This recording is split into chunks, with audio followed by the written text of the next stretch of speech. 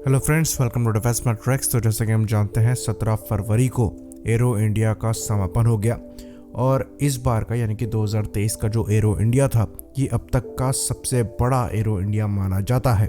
और यहाँ पर जो सबसे बड़ी अपीयरेंस है ये American F-35 lightning II aircraft की थी, जो कि अभी तक का सबसे एडवांस फाइटर एयरक्राफ्ट माना जाता है। तो हाल फिलहाल में ये चीज़ हम देख सकते हैं कि अमेरिका की साइड से अपने सबसे ज़्यादा एडवांस वेपन्स जो हैं इंडिया को ऑफर किए जा रहे हैं। साथ में कई इंपॉर्टेंट प्रोजेक्ट्स में कोलैबोरेशन भी ऑफर किया गया है। तो एक तरीके से कोशिश दिखती है अमेरिका द्वारा कि इंडिया को रशिया से थोड़ा दूर रखा जाए, और इस चीज़ पर हम अपने पिछले वीडियोज़ में भी बात कर चुके हैं। तो रशिया फंड्स के मामले में अमेरिका के मुकाबले काफ़ी पीछे है, जिसकी वजह से रिसर्च और डेवलपमेंट भी रशिया का अमेरिका जितना स्ट्रांग नहीं है। ऑल्दो इनके पास एक स्ट्रांग बेस ज़रूर है जो कि इनको सोवियत यूनियन से विरासत में मिला है, पर बिना फंड्स के प्रॉपर R&D में खर्च ना कर पाने की वजह से टेक्नोलॉजिकली रशिया US से पीछे रह गया है। तो रशिया इंडिया का सबसे बड़ा वेपन सप्लायर ज़रूर है, पर समय के साथ साथ ये चीज़ हम देख सकते हैं इंडिया की जो डिपेंडेंसी है रशिया पर वो कम हो रही है। साथ में रशिया के पास ऑफर करने के लिए अब ज़्यादा चीज़ें बची नहीं है।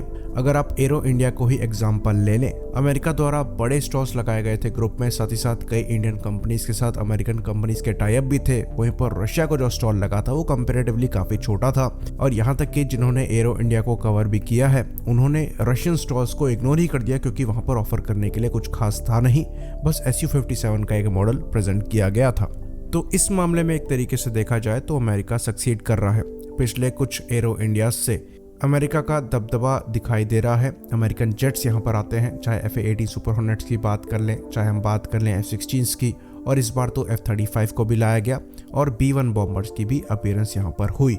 बाकी अमेरिकन कंपनीज ने कई इंडियन प्राइवेट कंपनीज के साथ टाई अप भी किया हुआ है, जिनके साथ मिलकर ये और भी इक्विपमेंट्स इंडियन आर्म फोर्सेस को ऑफर कर रहे हैं। तो एक तरीके से कोशिश देखी जा रही है अमेरिका की साइड से इंडिया को अपने पाले में लाने की, और वो यहाँ पर सक्सीड करते हुए भी दिखाई दे रहे हैं।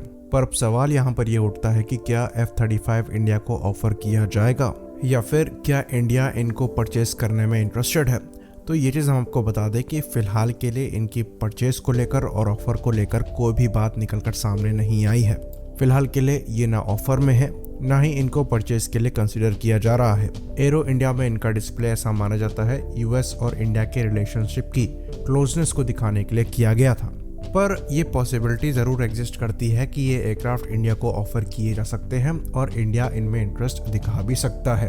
तो कुछ इन्फ्लुएंशियल US कांग्रेसमैन द्वारा ये चीज़ कही जा रही थी कि US को अपने F-35 इंडिया को ऑफर करने चाहिए, क्योंकि इंडिया US के लिए एक काफ़ी इंपॉर्टेंट पार्टनर है, स्पेशली चाइना के अगेंस्ट में। वहीं पर भले ही इंडिया द्वारा अभी F-35 की परचेज को कंसिडरेशन में ना रखा गया हो, पर MRFA के अंतर्गत 5th जनरेशन फाइटर को भी कंसीडर करने की बात हमारे एयर चीफ मार्शल ने पहले करी है। तो रशिया अपने Su-75 को इंडिया को ऑफर करना चाहता है, जिसके अंतर्गत वो ट्रांसफर ऑफ टेक्नोलॉजी भी करने को तैयार होंगे, साथ ही साथ इन एयरक्राफ्ट को इंडिया के साथ मिलकर मैन्युफैक्चर करने के लिए भी तैयार होंगे।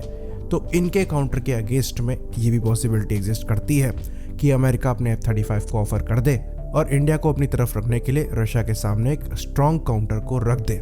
और ये पॉसिबिलिटी इसलिए भी एग्जिस्ट करती है क्योंकि अमेरिका ने पहले भी ऐसा किया हुआ है। F-18 सुपर हॉर्नेट जो MRFA के अंतर्गत ऑफर किया गया था, उसके अगेंस्ट में F-15EX को बोइंग ने सामने रखा है।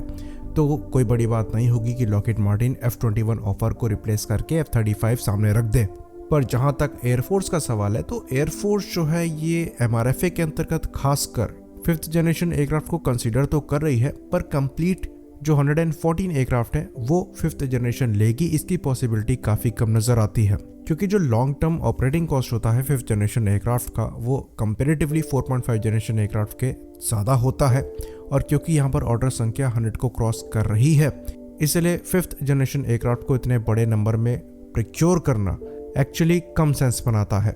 लेकिन अगर F-35 ऑफर कर दिया जाएगा तो ये अपने आप में ही एक काफ़ी बड़ी बात हो जाएगी, और हो सकता है उसके बाद से एयरफोर्स अगर MRFA के अंतर्गत नहीं तो अलग से ही इनके कुछ नंबर्स को ऑर्डर कर दे, जो कि एक सेंसिबल मूव होगा।